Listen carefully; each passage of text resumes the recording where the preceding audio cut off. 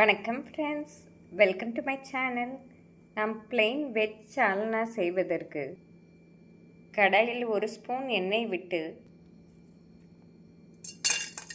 பட்டை, லவங்கம், அன்னாச்சி மொக்கு, பிரியாணி இலை, சோம்பு, சின்ன வெங்காயம், பூண்டு, பச்சை மிளகாய், இஞ்சி, தேங்காய் சில், 10 முந்திரி பருப்பு, 2 ஸ்பூன் பொரிக்கடலை, மல்லி இலை, இவை அனைத்தையும் நன்றாக வாசம் வரும் வரை நாம் வறுத்து அடுப்பை ஸ்விட்ச் ஆஃப் செய்து விடலாம். மசாலா நன்றாக ஆறவும் நாம் மிக்ஸி ஜாரில் போட்டு நன்றாக அரைத்து எடுத்துக்கொள்ளலாம். நாம் இப்படி நன்றாக அரைத்து எடுத்துக்கொள்ள வேண்டும். நாம் கசகசா இருந்தால் 1 ஸ்பூன் சேர்த்து அரைத்து கொள்ளலாம். ஃப்ரெண்ட்ஸ், சால்னா தாளிப்பதற்கு 2 பெரிய வெங்காயம், 1 தக்காளி மெலிதாக நறுக்கி எடுத்துக்கொள்ள வேண்டும். நாம் சால்னா தாளிப்பதற்கு எண்ணெய் சற்று அதிகமாக ஊற்றிக்கொள்ளலாம். இந்த அளவு எண்ணெய் ஊற்றி காயவும் நாம் பட்டை, சோம்பு சேர்த்து கொள்ளலாம். நாம் பிரியாணி இலை, பட்டை, லவங்கம், சோம்பு சேர்த்து நாம் பொரியவும் நறுக்கிய வெங்காயத்தை சேர்த்து விடலாம்.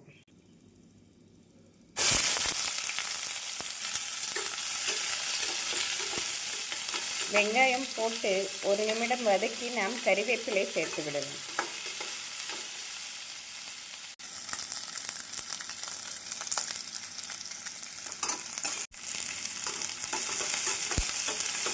ஃப்ரெண்ட்ஸ், இப்பொழுது குழம்பிற்கு தேவையான கல்லுப்பை நாம் இந்த சமயம் சேர்த்து விடலாம்.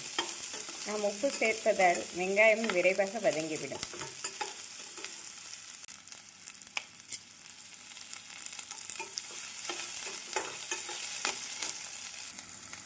நாம் 1 பச்சை மிளகாய் சேர்த்து விடலாம். வெங்காயம் இந்த அளவு வதங்கவும் நாம் நறுக்கிய தக்காளி பழத்தை சேர்த்து விடலாம்.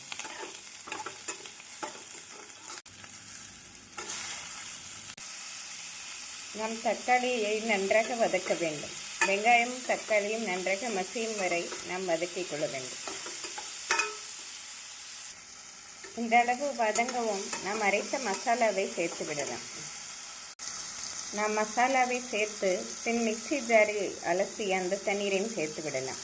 மசாலா அரைத்த தண்ணீரை. மசாலா 1 நிமிடம் நன்றாக வெங்காயம் தக்காளியுடன் கலக்கவும் நாம் மசால் பொடியை சேர்த்து விடலாம்.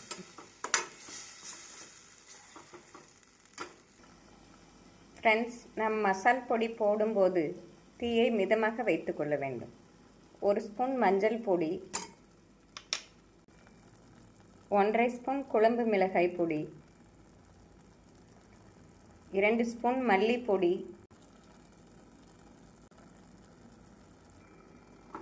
நாம் மசாலாவை நன்றாக மிக்ஸ் செய்ய வேண்டும். 1 நிமிடம் இந்த மசாலாக்களை நன்றாக மிக்ஸ் செய்து பின் நாம் தேவையான அளவு தண்ணீர் ஊற்றிவிடலாம். மசாலா நன்றாக மிக்ஸ் ஆகிவிட்டது. அடுப்பை ஹை ஃப்ளேமில் வைத்து நாம் 1/2 டம்ளர் தண்ணீர் ஊற்றிவிடலாம்.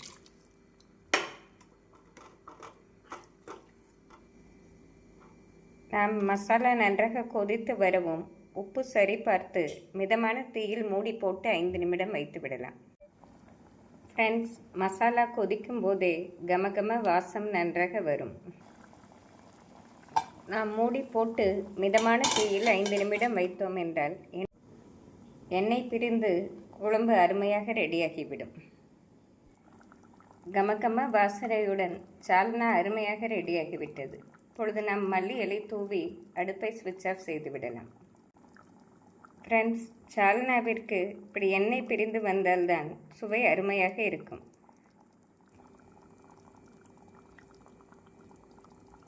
ஃப்ரெண்ட்ஸ், இப்பொழுது அடுப்பை ஸ்விட்ச் ஆஃப் செய்து விடலாம்.